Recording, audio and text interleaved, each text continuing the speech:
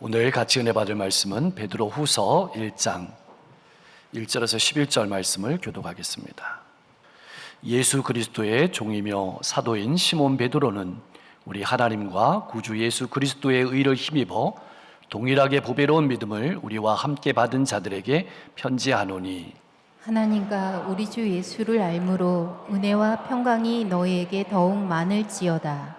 그의 신기한 능력으로 생명과 경건에 속한 모든 것을 우리에게 주셨으니 이는 자기의 영광과 도구로서 우리를 부르신 이를 알므로 말미암음이라.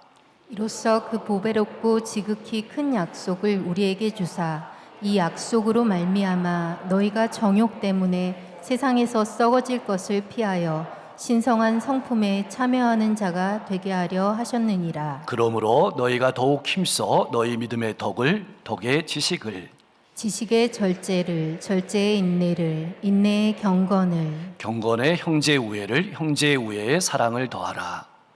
이런 것이 너희에게 있어 흡족한즉 너희로 우리 주 예수 그리스도를 알기에 게으르지 않고 열매 맺는 자가 되지 않게 하려니와. 이런 것이 없는 자는 맹인이라 멀리 보지 못하고 그의 옛죄가 깨끗하게 된 것을 잊었느니라.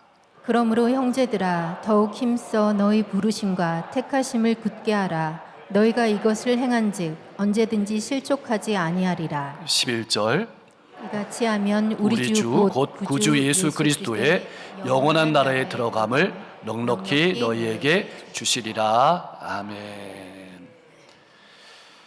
초대교회 당시에 온 세상을 지배하던 로마 제국은 그리스도인들이 평안하게 신앙하도록 가만히 놔두지 않았습니다. 온갖 핍박과 박해를 가했습니다. 뿐만 아니었습니다. 교회 안으로 들어온 세속의 문화도, 그리고 이단의 사상들도 성도들을 끊임없이 유혹하고 위협했습니다. 그런 환경 가운데 하나님의 백성들이 올바르게 신앙을 지켜나가는 것이 결코 쉽지 않았습니다. 이에 베드로 사도는 내가 세상을 떠나면 이 양떼는 어떻게 될까? 이 양떼들이 어떻게 해야 죄악에 빠지지 않고 세속에 물들지 않고 그리스도인으로 건강한 삶을 살아갈 수 있을까? 앞으로 하나님의 백성들이 험한 세상에서 어떻게 믿음을 지키고 살아갈 수 있을까? 염려가 되고 걱정이 되었습니다. 그래서 기도하면서 뜨거운 사랑의 마음으로 기록한 것이 오늘 본문의 말씀입니다. 나는 부모로서, 믿음의 선배로서 어떤 마음을 가지고 자녀들과 후배들을 바라보면서 기도하고 있습니까? 나는 어떠한 신앙의 삶을 살아야 할까요? 오늘 우리가 살아가는 이 시대에는 눈에 보이는 박해는 없지만 이단이 득세하고 세속의 물결이 넘실대는 시대의 한가운데 우리가 살아가고 있습니다. 하나님의 백성으로 어떻게 구별된 삶을 살아가야 할까요? 주님께서 다시 오실 날을 바라보면서 우리는 어떻게 하루하루의 삶을 견뎌내며 살아가야 할까요? 어떻게 복음에 합당한 삶을 살아가야 할까요? 여러분은 그리스도인으로서 어떤 신앙의 삶을 살고 싶습니까? 자녀들에게 어떤 신앙의 유산을 물려주고 싶습니까? 하나님 앞에 어떤 신앙인으로 서고 싶습니까? 베드로는 주님의 고난을 함께 나누는 자로서 자신을 바라보았습니다.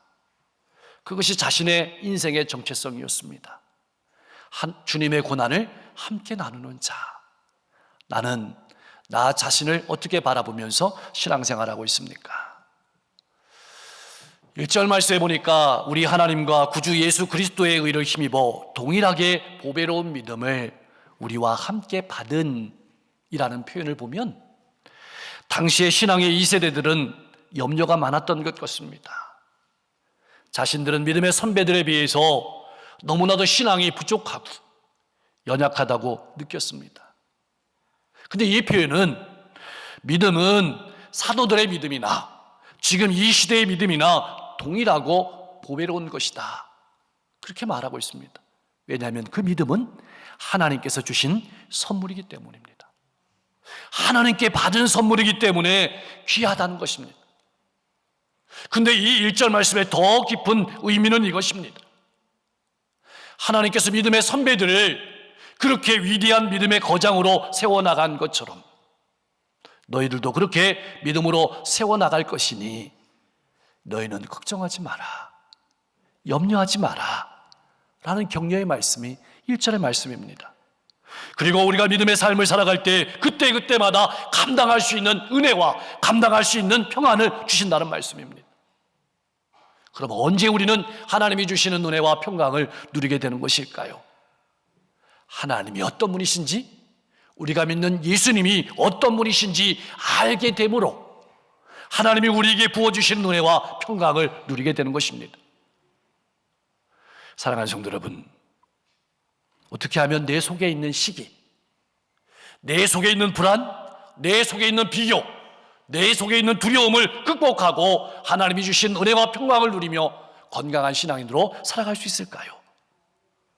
예수 그리스도가 누구인지, 어떤 분인지 알아야 합니다. 그래서 우리는 날마다 때마다 십자가 안으로 들어가야 합니다. 부활의 능력 속으로 들어가야 합니다. 주님을 날마다 더 온전하고 철저하게 알아가야 합니다.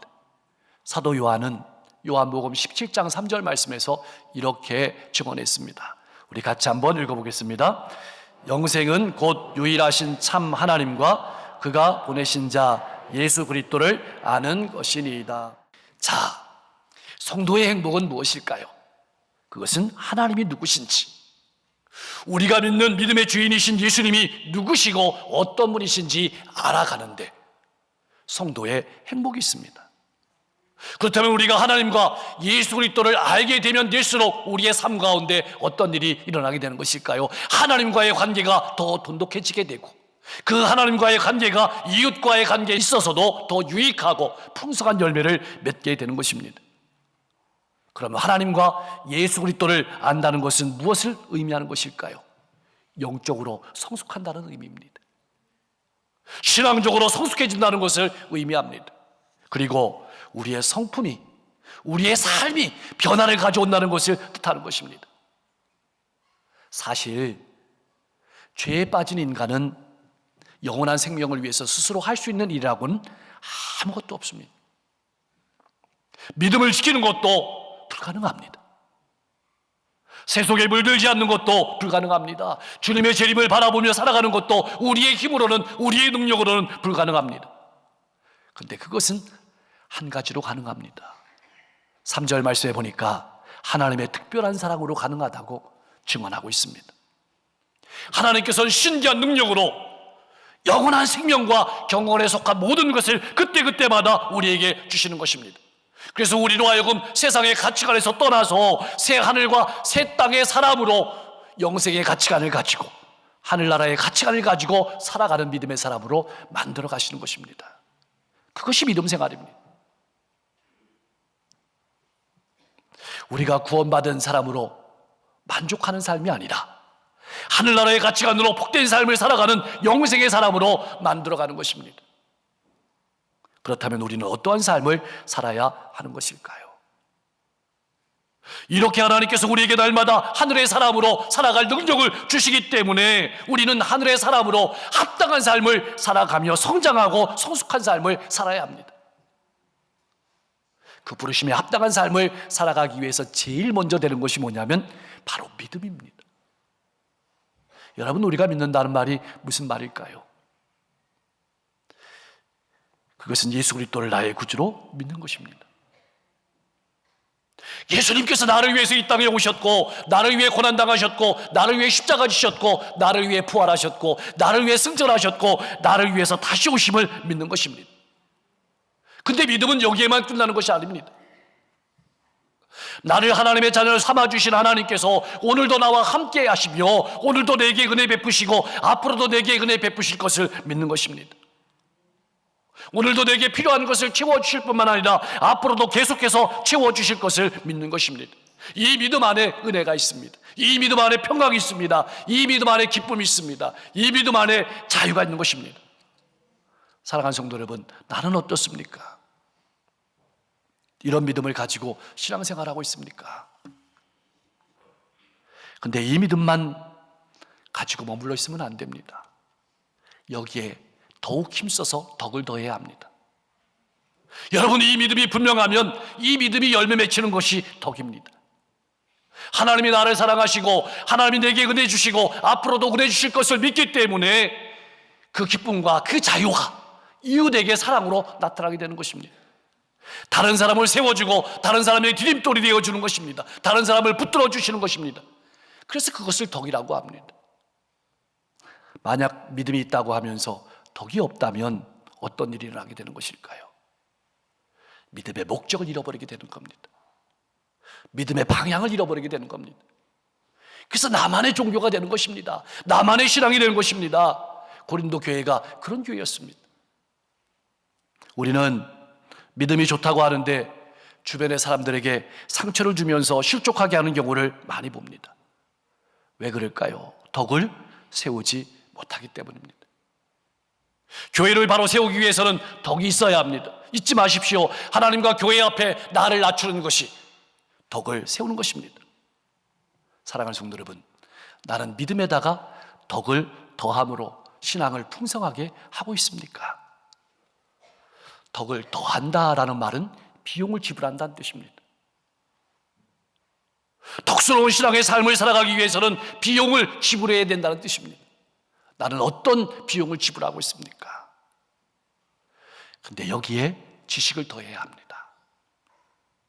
지식이란 무엇일까요? 아는 것이죠. 어떤 것을 알아야 될까요? 어떻게 하면 돈을 잘 버는지, 출세하는지, 그런 지식이 아니고 나를 구원하신, 나를 부르신 그분을 알아가는 것입니다. 이 지식이 풍성해야 합니다. 그래서 덕은, 넘치는 덕을 살아가려면 이 지식이 풍성해야 됩니다. 주님을 더 깊이 알아가면 알아갈수록 믿음이 든든해지고 덕이 풍성해지기 때문입니다.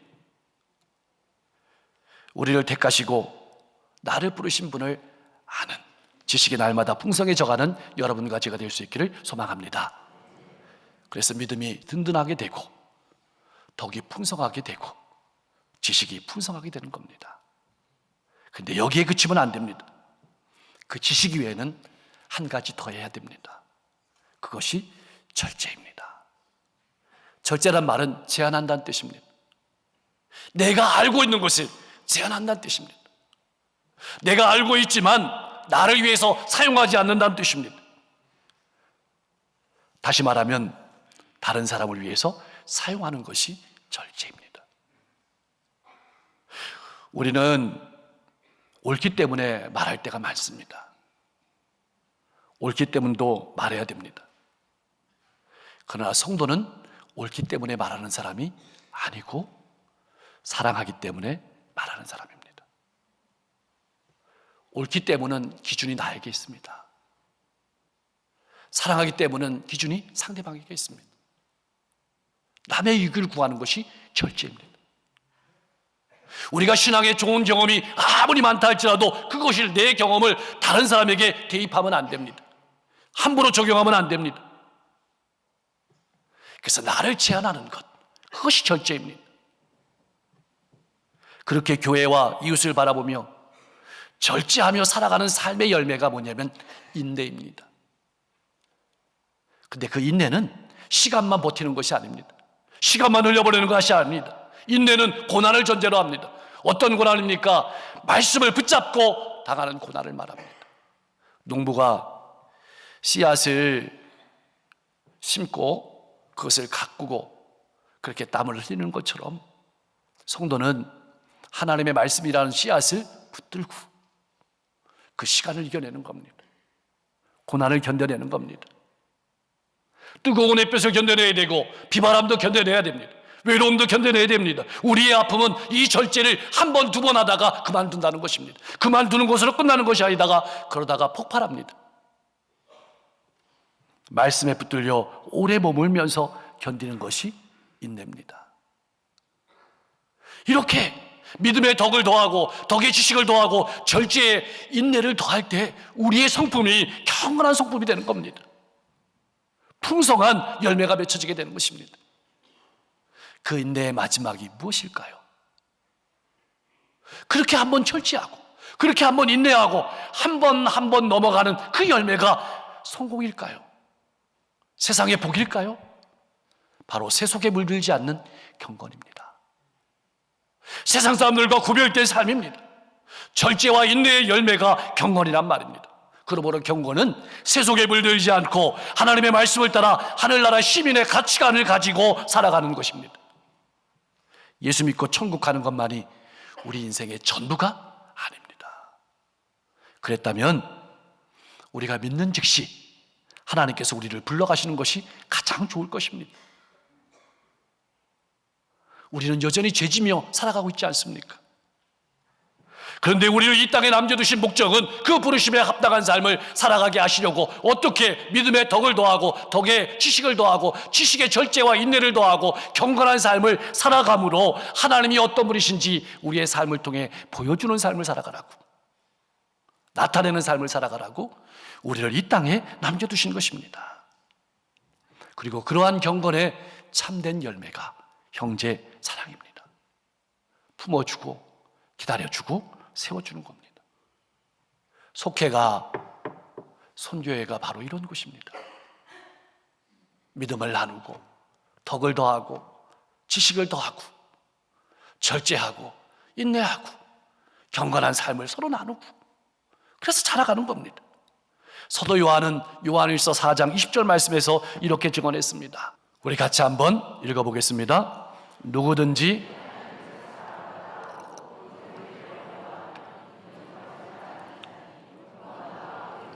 사랑하지 아니하는 자는 보지 못하는 바 하나님을 사랑할 수 없느니라. 아멘. 여러분, 하나님과 관계가 이렇게 바로 되면 더불어서 이웃도 사랑하게 되는 겁니다. 이러한 성품과 사랑으로 교회가 세워지게 되고 그 시대와 어려움과 아픔을 이겨내는 것입니다. 이러한 성품이 없으면 멀리 바라보지 못합니다. 인내하지 못합니다. 현재만 바라보게 됩니다. 눈앞만 바라보게 됩니다. 자기 중심적인 삶에만 머물러 있게 됩니다. 부르심에 합당한 성숙한 성도로서의 삶의 모습을 나타내지 못하고 하나님이 때마다 주신 은혜와 사랑과 평안도 누리지 못하고 우리에게 주신 능력과 시간도 허비하면서 기회를 잃어버리게 되는 것입니다. 나는 어떻습니까? 성령께서 주시는 감동을 따라서 내게 주신 능력과 시간을 잘 활용하며 신앙의 성숙을 이루며 살아가고 있습니까? 사랑하는 성도 여러분, 말씀을 정리합니다. 신앙생활이란 무엇일까요? 그것은 마치 물결을 거슬러 올라가는 것과 같습니다. 앞으로 나아가지 않으면 떠내려가는 것이 신앙생활입니다. 신앙생활의 현상유지는 없습니다. 나가든지 퇴보하든지 둘 중에 하나라는 사실을 우리가 절대로 잊으면 안 됩니다. 늘 기도로 시작하십시오. 오늘도 주님을 기쁘시게 하는데 필요한 능력을 달라고 간구하십시오. 그리고 감사하십시오. 그리고 하나님의 능력이 나의 삶 가운데 성숙으로 나타나게 달라고 기도하시면서 하루하루 나의 삶을 돌아보면서 부름에 합당한 삶을 살아갈 수 있기를 소망합니다. 두 번째의 신앙생활은 마치 집을 짓는 것과 같습니다. 여러분, 믿음이라는 기초 위에다가 덕을 세웁니다. 지식을 세웁니다. 절제로 잘 제안하고 나눕니다. 그리고 인내합니다. 그리고 그런 것이 쌓여서 집안에 향기로운 경건이라는 냄새가 납니다. 그리고 그 경건은 가정의 행복으로, 이웃의 사랑으로 드러나게 되는 겁니다. 세상 가운데 주님의 향기를 드러내게 되는 것입니다. 그러므로 부르심에 합당한 삶을 사십시오. 구원받은 사람임을 나타내십시오. 우리에게 중요한 사명은 우리가 먼저 이러한 삶을 살아가는 것입니다. 그리고 자녀들과 후배들을 이러한 삶으로 바르게 성장할 수 있도록 도와주는 것입니다. 하나님께서 여러분의 자녀들을, 하나님께서 여러분의 속회원들과 선교회원들을 통해서 일하실 것을 기대하며 기도하며 나가십시오. 자, 오늘은 비록 힘들 수 있습니다. 지칠 수 있습니다. 낭망할 수 있습니다. 상처투성일 수 있습니다. 그러나 하나님이 역사하십니다. 조금만 더 힘내십시오. 주님께서 우리 인생의 결승선에서 우리를 기다리고 계시다가 우리를 꼭 안아주실 것입니다. 그런 믿음으로 살아가는 여러분과 제가 될 수 있기를 주님의 이름으로 간절히 축복합니다. 기도하겠습니다. 하나님의 백성으로 올바른 신앙의 삶을 지켜나가는 것이 결코 쉽지 않지만 구별되고 복음에 합당한 삶을 살아가게 하여 주시옵소서. 나는 부족하지만 하나님께서 나를 만들어 가시고 세워 가심을 믿고 날마다 성장하며 성숙한 신앙인으로 살아가게 하여 주옵소서. 분명한 믿음 위에 디딤돌이 되는 덕이 있는 신앙인이 되게 하시고 날마다 주님을 더 깊이 알아가며 이웃을 위해서 절제하고 인내하며 살아가게 하시고 하늘 시민으로서 경건한 삶을 살아가며 이웃을 품고 사랑하며 부르심에 합당한 삶을 살아가게 하옵소서. 이러한 믿음의 삶을 살아가는 것이 힘들고 지칠 수 있지만 성령께서 역사하심을 바라보며 힘있게 나아갈 수 있도록 역사해 주옵소서. 오늘 오후에 지방회가 있습니다. 지난 1년을 돌아보며 하나님께 감사하고 새로운 1년을 잘 계획하는 시간 되게 하시고 아동부 봄성경학교 청년부 수련을 통해서 다음 세대 귀한 영혼들이 믿음으로 든든히 설 수 있도록 붙잡아 주시고 3.1 구국기도를 통해서 더욱더 뜨겁게 민족을 위해서 기도할 수 있도록 역사해 주시며 보험 부흥성에 하나님 우리가 더욱더 기도하며 준비하며 은혜 받고 힘없게 하실 때 강사님 영육을 강건케 하시고 하나님 특별히 날씨와 환경 가운데 함께해 주옵소서. 어려운 시대를 살아가는 성도들의 가정을 행복하게 하시고 화목하게 하실 뿐만 아니라 직장과 사업장을 든든히 세워주시고 자녀들의 앞길과 아버지 진로의 문을 활짝 열어주실 때 새 학기 또 새로운 모든 학교 잘 적응할 수 있도록 역사해 주옵소서. 세계 곳곳에 어려움이 있습니다. 전쟁과 기근과 재해 하나님 오속기 평화가 정착되게 하시고 그 고통 가운데서 구원하여 주옵소서. 하나님의 마음을 가지고 한 영혼 한 영혼에게 나아가시는 선교사님들의 발걸음을 기억하시고 저들이 복음을 들고 나가는 곳마다 수많은 영혼들이 주님께 돌아올 수 있도록 역사해 주옵소서. 주님 앞에 육신의 질병을 가지고 나온 성도, 마음의 고통과 아픔을 가지고 나온 성도, 인생의 문제를 가지고 나온 성도들 하나님 이 시간 그들의 마음의 신방해 주옵소서. 침대에 신방해 주시고 인생의 신방해 주셔서 질병을 깨끗하게 치유하여 주시옵소서. 마음을 만져주시고 인생을 고쳐주시고 새롭게 하시고 힘있게 하여 주옵소서. 이 어려운 시대를 이끌어가는 지역과 민족과 세계의 지도자들 가운데 함께해 주셔서 하나님을 경외하고 국민을 존경하고 상생하는 정치를 할 수 있도록 역사해 주옵소서. 예수님의 이름으로 간절히 기도하옵나이다.